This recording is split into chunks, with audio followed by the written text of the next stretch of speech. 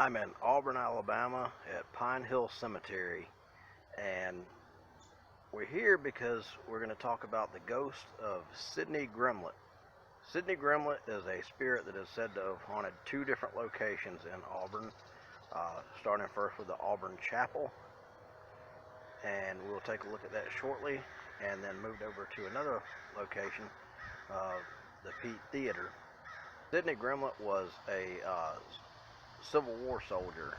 Supposedly was a Confederate that was apparently a British man that somehow ended up fighting for the Confederacy, and was injured, and I believe in Atlanta, and brought to Auburn, where he was treated at the Auburn Chapel. It was being used as a hospital, makeshift hospital at the time. It said that Sydney Gremlin had his leg amputated, but later succumbed to his injuries. The location of Sydney's grave is not exactly known, but a lot of people theorize that he's buried here in Pine Hill Cemetery, in basically in a mass grave, where I believe there's at least 98 Confederate soldiers that were buried in this mass grave that I'm looking at right now. From what I've read, it seems like Mr. Grimlett was part of the 6th Virginia Cavalry, but most of the people buried here are part of the Texas Regiment. We'll take a look here and see where they've got it marked, and then we're going to go take a look at the locations where it said that Sydney Gremlett's spirit may have haunted and still haunts. As you can see here, they've got a memorial monument laid over the head of this fenced off area.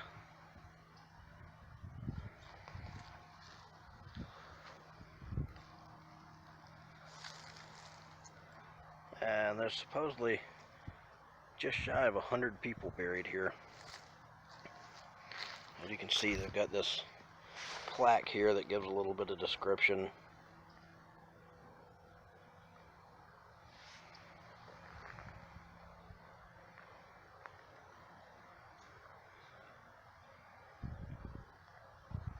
And that is where it is said that Sydney Gremlin is laid to rest. We're going to get on the road here, and we're going to go check out the two different locations that Sydney Gremlin is said to have haunted. And it's all right here in Auburn. Let's go check it out. Here's the route from Pine Hill Cemetery to the University Chapel. It's only a few blocks northwest from Pine Hill Cemetery. Less than half a mile. Takes about 2 minutes with traffic, but it's pretty close. The Auburn University Chapel was built in 1850 and is the oldest standing building in Auburn. Originally built and used as the Presbyterian Church, the building was converted into use as a hospital for the Confederacy during the war between the states. It was late in the war when Sydney was injured and brought to Auburn. After the war had ended, the church became an Episcopalian church for a short period before it was used for a time as a classroom as part of the university. By 1917, the building was in use as a YMCA into the 1920s until it became home of the Auburn University Players Theater Group.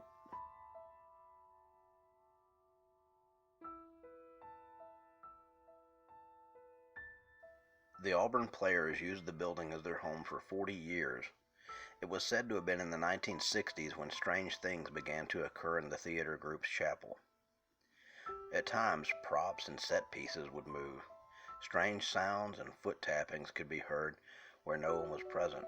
Some claim that it was a performance in which the actors used British accents that attracted the British Grimlett to make his presence known.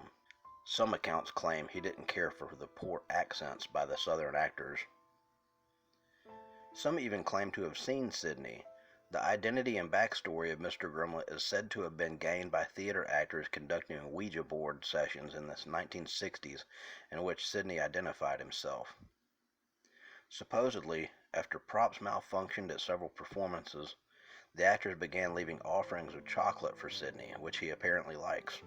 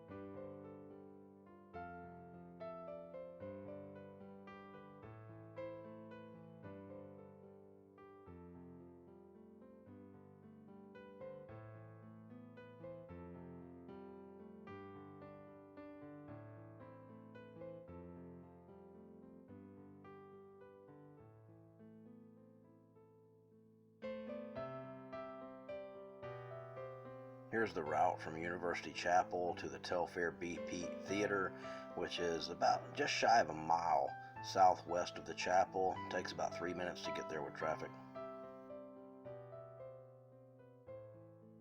When the Auburn Players Theater Group moved from the Auburn Chapel to their new home at the Telfair B Peet Theater in 1971, it is said that several members of the group drafted a letter that was left for Sydney, inviting him to join them at their new home.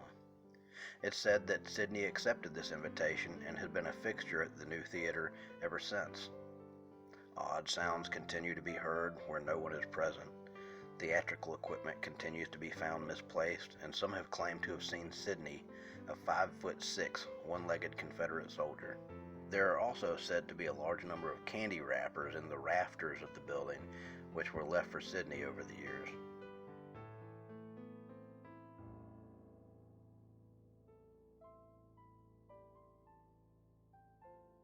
Catherine Tucker Wyndham immortalized Jeffrey's story when she included it in Jeffrey's latest 13 More Alabama Ghosts, her follow-up to her classic regional book 13 Alabama Ghosts and Jeffrey.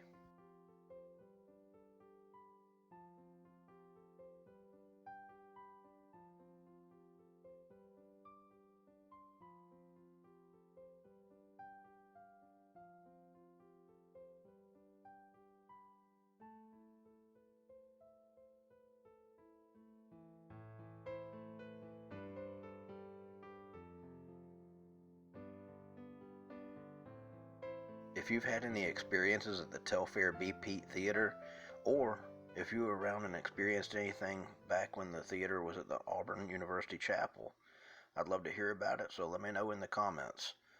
Hope you enjoyed it. Thank you for hanging out with me, and we'll catch you next time.